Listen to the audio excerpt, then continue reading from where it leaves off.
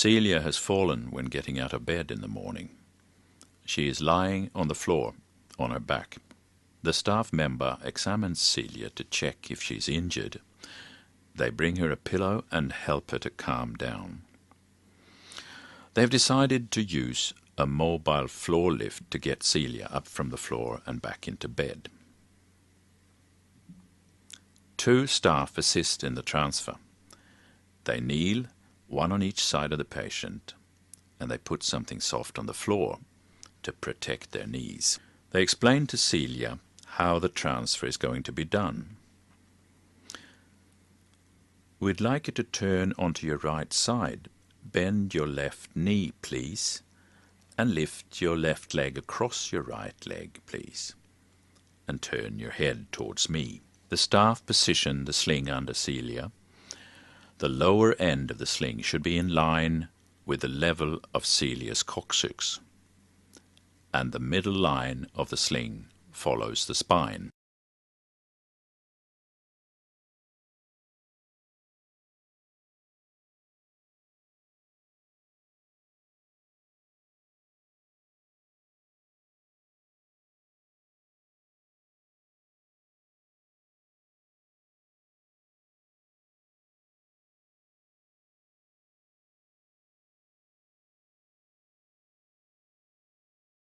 The staff pull the sling through underneath Celia and straighten it. The leg straps of the sling are crossed. The staff bring the hoist in from behind Celia's head. The legs of the hoist are spread and carefully positioned so that Celia's head can be placed on a pillow onto the inside corner of the lift's legs. The staff position the spreader bar of the hoist so that it is across Celia's body. They lower it so that the straps of the sling can be hooked onto the lift. The upper straps first and then the lower. The staff control the lifting and one of them supports Celia's head. As soon as Celia's weight is supported by the lift, the staff stop the lift and check the safety of the procedure. Are the straps properly hooked on? Are the leg straps correctly positioned? And most importantly, is the sling positioned sufficiently low down to reach the coccyx level so that Celia is in a good transfer position?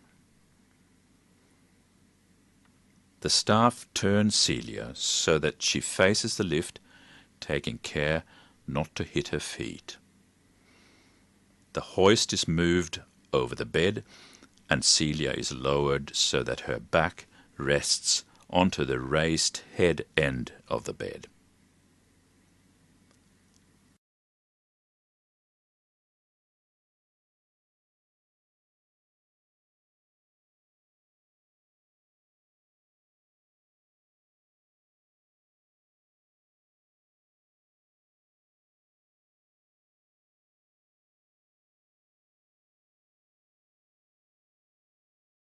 The staff detach the sling from the hoist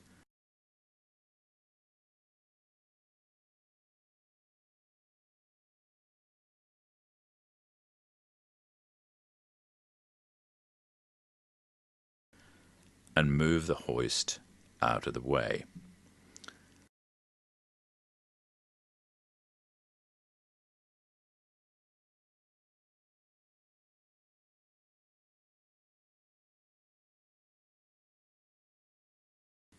The sling is removed.